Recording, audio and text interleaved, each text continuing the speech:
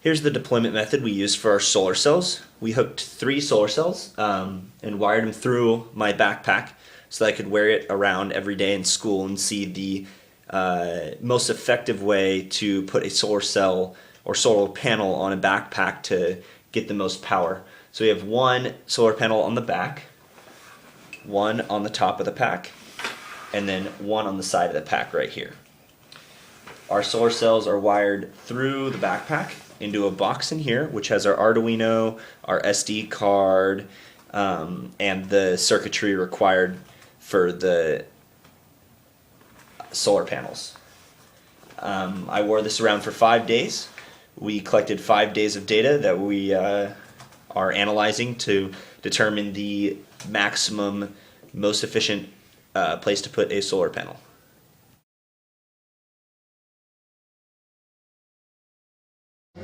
Here's a diagram of our circuit. It is built in fritzing. The Arduino's on the left, which is hooked into our SD card shield, which is represented by the note.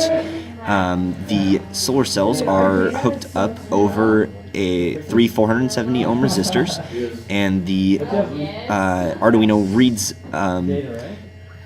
between the high end of the solar cell and the 470 ohm resistor.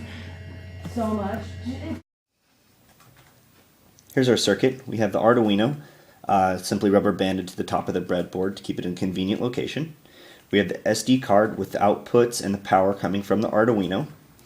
We have the 3 solar cells that are connected to our backpack hooked in series with the 3 470 ohm resistors. This limits the open circuit voltage, which we experienced problems with at the beginning of the project, as the current isn't limited and it does not create readable results that are proportional to intensity of light.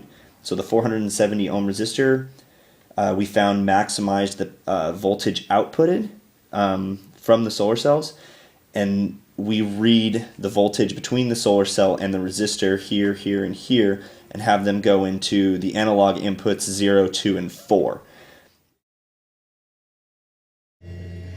Here's our Arduino code. The first half simply is the initialization of variables.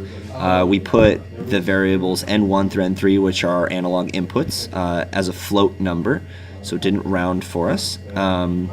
We have a time value, which we divide by 1,000 in order to take it from milliseconds to seconds.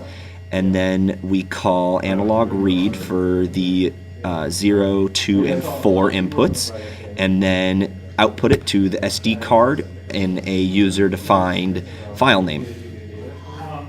The second half of our code is the output to the SD card, and as well as a serial monitor.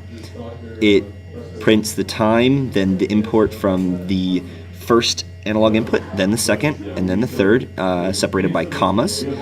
And if the SD card is active, it will print to the SD card as well as in the serial monitor. However, if the SD card is not functioning, it prints in the serial monitor didn't work. And then we delay it 1,000 milliseconds so that we take data approximately once every second. So when we plugged the solar cells into the Arduino, we did a calibration test just to see how things were working. What we did, we got a piece of paper, we covered the solar cells all at the same time and then uncovered them all at the same time. And as you can see from this graph, each solar cell gave us a different voltage. And this is a problem. So we ended up having to calibrate the curves so that they will each give us the same voltages for the same intensities. And what we did is we calibrated in MATLAB, we curve fitted them to the line, the lowest line, which is the solar panel on the back of the backpack.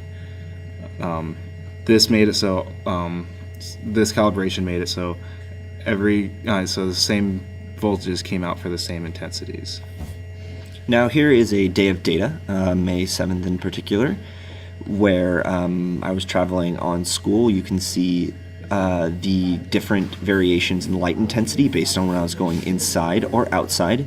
We applied the calibration curve that James talked about earlier and used it to unify the data so that we could really get a feel for what the intensities really were.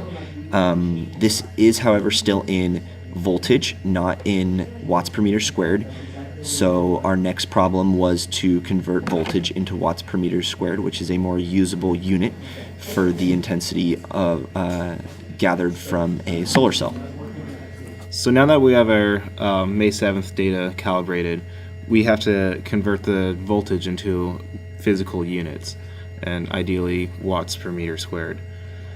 The way we did this is we got a irradiance meter that detected the light intensity and converted it into watts per meter squared, and we compared that to our solar panels.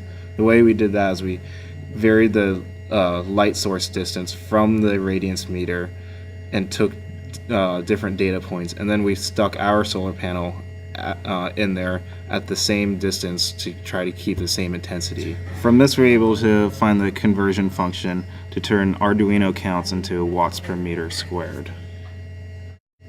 Here is our final calibrated and converted data. It gives it to us in watts per meter squared. You can see how the light intensity changes much more in watts per meter squared rather than voltage, due to the conversion factor being exponential. We use this on all of our data, and this allowed us to find how many watts over a day we were able to convert from the lights, from the sun's energy. And here we have our final overall data for the 5 days worth of testing we did. The bars represent each solar cell, the back, side, and top. It is in watts, and how we converted it was we first integrated under the curves for each day to find the total amount of area under the curves. Then we multiplied that value, which is in watts per meter squared, by the surface area, which is approximately 36 centimeters squared. And this is what we got as a result of that. Now, as you can see, we averaged the data over all 5 days, and although there's discrepancies and or not discrepancies, but changes in the day-to-day values, the average is what would be expected. The top of the backpack received the most sunlight, the back of the backpack received the second most, and the side of the backpack received the least. Now, this is really the data that we were seeking, in the fact that we now know that if you were to place a solar cell on a backpack, you would want to place it on the top, as it has the most power it can output over the day-to-day life. And although there may be changes based on, let's say you lay your backpack down or you are sitting one way or another, if you do it from the day-to-day every day, you'll be able to glean the most power off the sunlight. And this would be technologically applicable to, let's say, a solar cell charging a battery or powering a speaker, etc. And so this was really the goal of our project, and I believe that we successfully came to a conclusion and have good data.